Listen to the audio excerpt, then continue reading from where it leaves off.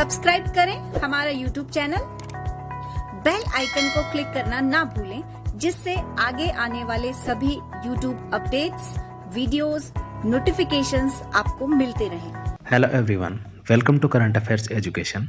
Current affairs education के GK today कार्यक्रम में आज हम चर्चा करेंगे 18 नवंबर के महत्वपूर्ण करंट अफेयर्स, जो परीक्षा की दृष्टि से अति महत्वपूर्ण है। बिना स्किप किए पूरा देखिए, पॉइंट टू पॉइंट नोट करते जाइए। इस प्रोग्राम की मुख्य विशेषता है विश्वसनीयता के सामने पूरे दिन के करंट अफेयर्स का संकलन आपके सामने प्रस्तुत करना, और एक भी करंट अफेयर्स अनावश्यक नहीं है। सारे के सारे महत्वपूर्ण बिंदु हैं जो परीक्षा की दृष्टि से महत्वपूर्ण है। इसके साथ ही मैं आपको बता दूं, आप हमारे साथ टेलीग्राम पर भी जुड़ सकते हैं। टेलीग्राम का लिंक डिस्क्रिप्शन में दिया हुआ है। वहां पर सभी लेक्चर्स की, सभी वीडियोस की नोटिफिकेशन, पीडीएफ, अन्य महत्वपूर्ण अध्ययन सामग्री आपको उपलब्ध करवाई जाती है। शुरुआत करते हैं अंतिम सेशन के अभ्यास प्रश्न के साथ। अंतिम सेशन में हमने आपसे पूछा था, अंतर्राष्ट्रीय सहिष्णुता दिवस प्रतिवर्ष कब मनाया जाता है? तो इसका सही उत्तर है 16 नवंबर। 16 नवंबर को प्रतिवर्ष अंतर्राष्ट्रीय सहिष्णुता दिवस मनाया जाता है। Very very important. नेक्स्ट हम आगे बढ़ते हैं महत्वपूर्ण करंट अफेयर्स की ओर। उससे पहले मैं आपको बता दूं, अगर आप यूपीएससी की तैयारी कर रहे हैं तो ज्वाइन कीजिए best free live classes for UPSC CSE preparation bye top Unacademy educators. In classes में यूपीएससी का पाठ्यक्रम और रणनीति शामिल है। कंटेंट आप स्लाइड में देख सकते हैं कि आपको इन क्लासेस में क्या क्या मिलेगा। ये इंडिया के टॉप एजुकेटर्स के द्वारा आपको उपलब्ध करवाया जाएगा। इस कोर्स को अवेल करने के लिए सबसे पहले प्ले स्टोर से अनअकैडमी लर्निंग ऐप डाउनलोड करें और खुद को रजिस्टर करें। डिस्क्रिप्शन और कमेंट बॉक्स में दी गई लिंक के माध्यम से इस कोर्स को अवेल करें। हम शुरुआत करते हैं करंट अफेयर्स की। सबसे पहले मृदुला सिन्हा, बहुत ही इंपॉर्टेंट है, परीक्षा में छपने वाला प्रश्न है। 100% स्टार लगा लेना इसको। देखिए क्यों महत्वपूर्ण है। गोवा की पूर्व राज्यपाल रही है मृदुला सिन्हा, इनका अभी निधन हो गया, ठीक है। और गोवा के पूर्व राज्यपाल ही नहीं, ये गोवा की प्रथम महिला राज्यपाल भी हैं। तो यहाँ पर ये पॉइंट भी आप याद रखेंगे। इनका जन्म 27 नवंबर 1942 को मुजफ्फरपुर बिहार में हुआ था, यानी आज़ादी से पहले इनका जन्म हुआ था। कहाँ पर? मुजफ्फरपुर बिहार में। मुजफ्फरपुर में एक गांव पड़ता है छपरा, छपरा में इनका जन्म हुआ था। 5वां स्तंभ पत्रिका की ये प्रधान संपादक रही है। ये बहुत ही ज़्यादा महत्वपूर्ण है। 46 से अधिक किताबें इन्होंने लिखी हैं। तो यहाँ से हम कह सकते हैं कि ये एक राजनीतिज्ञ ही नहीं, ये एक साहित्यकार भी हैं, ठीक है। इनका जीवन है वो साहित्य से भी जुड़ा रहा है। हिंदी साहित्य में इनका अभूतपूर्व योगदान रहा है। अटल सरकार में, यानी जब अटल जी की सरकार थी, उस समय इन्होंने केंद्रीय समाज कल्याण बोर्ड की अध्यक्षा के रूप में भी कार्य किया है, ठीक है। यानी अटल सरकार में केंद्रीय समाज कल्याण बोर्ड की ये अध्यक्षा रही हैं। तो यहाँ पर इनके बारे में आपको ध्यान रखना है, मृदुला सिन्हा। नेक्स्ट हम आगे बढ़ते हैं अतिरिक्त न्यायाधीशों की नियुक्ति। देखिए ये क्यों चर्चा में है। राष्ट्रपति रामनाथ कोविंद ने इलाहाबाद हाई कोर्ट के 28 अतिरिक्त न्यायाधीशों की नियुक्ति करी है। कब? 17 नवंबर 2020 को। तो यहाँ पर आपको ध्यान में रखना है कितने न्यायाधीशों की नियुक्ति की है और किस हाई कोर्ट में की है। तो इलाहाबाद हाई कोर्ट है, ये उत्तर प्रदेश के लिए कार्य करता है, और 28 अतिरिक्त न्यायाधीशों की यहाँ पर नियुक्ति राष्ट्रपति रामनाथ कोविंद ने की है। अब यहाँ पर देखिए एक पॉलिटी का प्रश्न है जो बहुत ही ज़्यादा महत्वपूर्ण है। संविधान की धारा 217(1) के तहत राष्ट्रपति को यह शक्ति प्राप्त है कि वो अतिरिक्त न्यायाधीशों की नियुक्ति हाईकोर्ट में कर सकता है। यहाँ पर यह प्रश्न डायरेक्ट यूपीएससी में भी पूछा जा सकता है, तो यहाँ पर इसको आप क्लियर रखें। नेक्स्ट है एक बुक है, बहुत ही महत्वपूर्ण किताब है, जिसके लेखक हैं बराक हुसैन ओबामा। इनका पूरा नाम है बराक हुसैन ओबामा, हम इनको बराक ओबामा बोल देते हैं। ये अमेरिका के 44वें राष्ट्रपति रहे हैं, ठीक है। 44वें राष्ट्रपति रहे हैं अमेरिका के। इन्होंने पहली पुस्तक लिखी थी dreams from my father, dreams from my father. इसमें इन्होंने अपने माता पिता की जो परवरिश थी उसका यहाँ पर वर्णन किया है। बराक हुसैन ओबामा 2009 से 2017 तक अमेरिका के राष्ट्रपति रहे थे।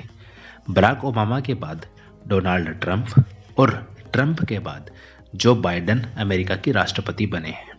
वर्तमान में जो बाइडेन हैं ये अमेरिका के राष्ट्रपति हैं। देखिए यहाँ पर एक चीज़ और आपको ध्यान में रखनी है, जब बराक हुसैन ओबामा अमेरिका के राष्ट्रपति थे उस समय जो बाइडेन उपराष्ट्रपति थे। ठीक है, जब बराक हुसैन ओबामा प्रेसिडेंट थे तो जो बाइडेन थे वो क्या थे, वाइस प्रेसिडेंट थे। और इनकी जो पार्टी है उसका नाम है democratic party. Democratic party. Comment करके आप मुझे ये बताइए डोनाल्ड ट्रंप की पार्टी कौन सी है, डोनाल्ड ट्रंप किस पार्टी से संबंध रखते हैं, ये आपको कमेंट में बताना है। नेक्स्ट हम आगे बढ़ते हैं। परम सिद्धि क्या है? परम सिद्धि वैसे आपको पता होगा, अगर नहीं भी पता है तो इसके बारे में वेरी इंपॉर्टेंट परीक्षा में छपेगा। यूपीएससी भी डायरेक्टली इसको यहाँ से पूछ सकता है, because it's related to science and technology. AI यानी कि आर्टिफिशियल इंटेलिजेंस आधारित भारत का सुपर कंप्यूटर है परम सिद्धि।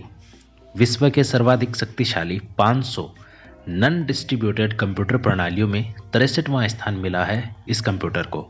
कंप्यूटर का नाम याद रखेंगे परम सिद्धि। ठीक है, परम सिद्धि AI कंप्यूटर CDEC के सहयोग से भारत में ही बनाया गया है, यानी ये पूर्णतः स्वदेशी है। क्या है? स्वदेशी कंप्यूटर है परम सिद्धि। यह है deep learning, visual computing, virtual reality accelerated computing और ग्राफिक्स वर्चुअलाइजेशन में मददगार होगा। तो यहाँ पर यह टेक्नोलॉजी की टर्म्स हैं जो आपको याद रखनी है। और इसके अलावा यहाँ पर परम सिद्धि AI से रिलेटेड जो भी महत्वपूर्ण तथ्य हैं वो आपको याद रखने हैं, डायरेक्टली एग्जाम में पूछे जा सकते हैं। खास तौर पे जहाँ पर कंप्यूटर या साइंस टेक्नोलॉजी का विशेष महत्व जिस एग्ज़ाम में है वहाँ पर ये फैक्ट्स इंपॉर्टेंट होंगे। नेक्स्ट हम आगे बढ़ते हैं। बाल अधिकार सप्ताह। बाल अधिकार सप्ताह 14 से 20 नवंबर 2020 को बाल अधिकार सप्ताह का आयोजन किया जा रहा है। बाल दिवस के बारे में आपको पता होगा, 14 नवंबर को बाल दिवस मनाया जाता है जवाहरलाल नेहरू की याद में। ठीक है, जो कांग्रेस के नेता थे। यहाँ पर देखिए 14 नवंबर को ही दीपावली भी इस वर्ष थी। नेक्स्ट पॉइंट है राजस्थान सरकार ने, देखिए यहाँ पर खास तौर पे राजस्थान में जो एग्ज़ाम होने वाली है उनके लिए तो ये महत्वपूर्ण है ही, साथ में अन्य जो एग्ज़ाम्स हैं उसके लिए भी महत्वपूर्ण है। बाल अधिकार सप्ताह, तो यहाँ पर राजस्थान सरकार ने कौन सा इनिशिएटिव किया है शुरू? देखिए राजस्थान सरकार ने वात्सल्य और समर्थ 2 नई योजनाएं अनाथ व निराश्रित बच्चों के लिए लॉन्च की हैं। ठीक है, दोनों आपको याद रखनी है, वात्सल्य और समर्थ योजना अनाथ और निराश्रित बच्चों के मदद के लिए। इसके अलावा जोधपुर में बच्चों के लिए परामर्श केंद्र शुरू किया है जो ICICI बैंक के साथ मिलकर कार्य करेगा। तो यहाँ पर आपको याद रखना है कि जोधपुर में जो परामर्श केंद्र शुरू किया गया है राजस्थान सरकार के द्वारा, उसमें सहयोगी कौन है, डायरेक्ट पूछा जा सकता है, ICICI बैंक। ठीक है, अधीनस्थ बोर्ड में ऐसे प्रश्न बहुत ज़्यादा पूछे जाते हैं। उसके बाद हम कुछ वन लाइनर करंट अफेयर्स की चर्चा करेंगे। सबसे पहले देखिए, अमेरिका में भारतीय छात्रों के नामांकन में वर्ष 2019-20 में 4.4% गिरावट दर्ज की गई है। वर्ष 2005-06 में सबसे अधिक 5% गिरावट देखी गई थी। ठीक है, तो यहाँ पर मैं आपको बता दूँ, अमेरिका के अंदर 18% भारतीय छात्र हैं वो पढ़ाई के लिए जाते हैं। यहाँ पर सबसे ज़्यादा जो छात्र जाते हैं वो 35% चाइना से जाते हैं अमेरिका में पढ़ाई करने के लिए। नेक्स्ट है 19 नवंबर 2020 को प्रधानमंत्री मोदी वीडियो कॉन्फ्रेंसिंग के माध्यम से बेंगलुरु टेक समिट 2020 का उद्घाटन करेंगे, जिसकी थीम नेक्स्ट इज नाउ है। तो ये समिट आपको याद रखना है, बेंगलुरु टेक समिट। ये साइंस एंड टेक्नोलॉजी से रिलेटेड है, काफ़ी बार ऐसे प्रश्न पूछे जाते हैं परीक्षा में।